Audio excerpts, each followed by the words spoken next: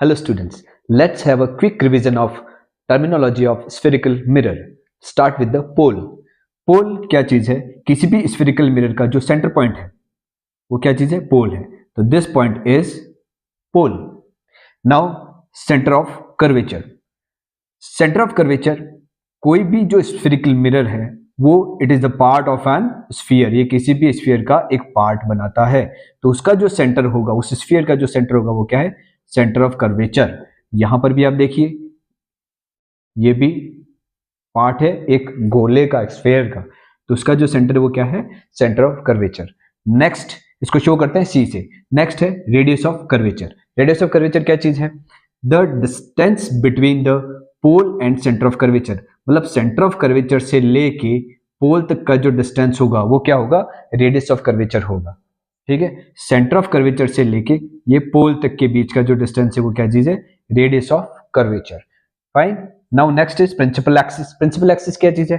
पोल को centre of curvature से मिलाने वाली जो स्ट्रेट लाइन होती है, पोल को सेंटर ऑफ कर्वेचर से मिलाने वाली जो स्ट्रेट लाइन होती है, इमेजिनरी लाइन होती है, वो होती है principal axis. Now principal focus. Principal focus क्या चीज है? प्रिंसिपल एक्सिस के पैरेलल जो रे ऑफ लाइट चल रही है in the case of concave mirror. आपको मैं फर्स्ट कॉन्केव मिरर के केस में बता रहा हूं कि प्रिंसिपल एक्सिस के पैरेलल जो रे ऑफ लाइट चल रही है after striking meet at the point on the principal axis. तो प्रिंसिपल एक्सिस पे किसी एक पॉइंट पे ये मिलती हैं, तो वो जो पॉइंट है वो क्या कहलाएगा? फोकस. ठीक है, इसे कैपिटल एफ से डिनोट करते हैं. In the case of convex mirror principal axis से पैरेलल चलने वाली जो रेज होती है वो स्ट्राइकिंग के बाद क्या हो जाएगी? डाइवर्ज हो जाएगी. ये कहीं पे मिलेगी नहीं, ये क्या हो जाती है? डाइवर्ज हो जाती है. यहाँ पे क्या हो रही? कन्वर्ज हो रही है, यहाँ पे डाइवर्ज हो रही. तो डाइवर्ज हो गई है. तो अब क्या हो रहा है? हम यहां से देखेंगे तो हमें लगेगा it appears to be coming from a point on the principal axis. तो इसका प्रिंसिपल एक्सिस ये रहा.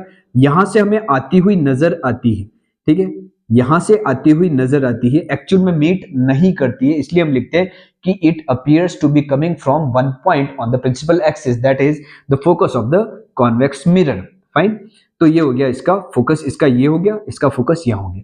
तो यहाँ पे आपको ध्यान रखना है फोकस पे कि इसका जो फोकस होगा यहाँ पे क्या होगा? मीट करती है प्रिंसिपल एक्सिस के पैरेलल चलने वाली जो रेज होती है वो मतलब स्ट्राइक के बाद किसी एक पॉइंट पे मिलती है, यहाँ पे मिलती, उस पॉइंट से आती हुई नजर आती है. और लास्ट वन है फोकल लेंथ. फोकल लेंथ क्या होगा? फोकस से पोल के बीच का डिस्टेंस. फोकस से पोल के बीच का डिस्टेंस. फोकस से पोल के बीच का distance. This is clear? Very much clear. Again ये हो गया पोल. फाइन. सेंटर ऑफ कर्वेचर, ये स्फीयर है, उसका सेंटर, स्फीयर का centre, centre of curvature. Radius of curvature. Radius of curvature क्या होगा? सेंटर ऑफ कर्वेचर से पोल के बीच का डिस्टेंस. सेंटर ऑफ कर्वेचर से पोल के बीच का डिस्टेंस. प्रिंसिपल एक्सिस क्या होगी? ये पोल को सेंटर ऑफ कर्वेचर से एडजेंट करने वाली जो लाइन होती है वो. उसके बाद प्रिंसिपल फोकस क्या चीज है? ये जो प्रिंसिपल एक्सिस के पैरेलल जो रे ऑफ लाइट चलती है आफ्टर स्ट्राइकिंग किसी एक पॉइंट पे मिलती है, और यहाँ पर स्ट्राइकिंग के बाद किसी एक पॉइंट से आती हुई नजर आती है, वो हो गया इसका प्रिंसिपल फोकस. और फोकल लेंथ क्या हो गया? फोकल लेंथ हो गया पोल और फोकस के बीच का डिस्टेंस. एक चीज और वेरी इंपॉर्टेंट है इसमें कि जो फोकस होगा उस जो ये जो फोकस से पोल तक के बीच का डिस्टेंस क्या कह रहे हैं हम? फोकस से पोल के बीच के डिस्टेंस को हम कह रहे हैं फोकल लेंथ, और सेंटर ऑफ कर्वेचर से पोल के बीच के डिस्टेंस को हम कह रहे हैं रेडियस ऑफ कर्वेचर. तो जो रेडियस ऑफ कर्वेचर होती है वो क्या होती है? 2f होती है. मतलब दो फोकल लेंथ मिला के इसका जस्ट डबल ये होता है. I hope this is clear. अगले वीडियो में मिलते हैं. Thank you.